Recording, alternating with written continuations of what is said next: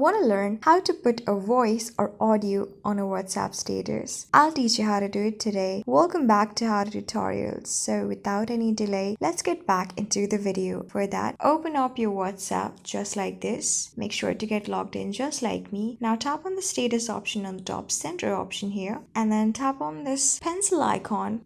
When you're done doing it, you will get a status option. Either you can type it, but since we're trying to keep an audio or voice on our WhatsApp status, tap on this mic icon and then make sure to long press it. And what you can do is you can speak whatever you want to keep a status as. And then when you're done, what you can do is you can leave the mic icon just like this. Now tap send option on the bottom right corner once again to upload it. You can see that it's being sent. That means it's being uploaded. Wait until it gets uploaded. So the status has been sent. That means it is uploaded successfully. Now to hear it, what you can do is tap on your status option just like this and then turn the volume up to listen. And what you can do is you can speak whatever you want to keep a status. So this is how you do it. This is how you keep a voice or audio status on your WhatsApp. I hope this video was really helpful for you and I was able to help you. I am going to see you on the next video.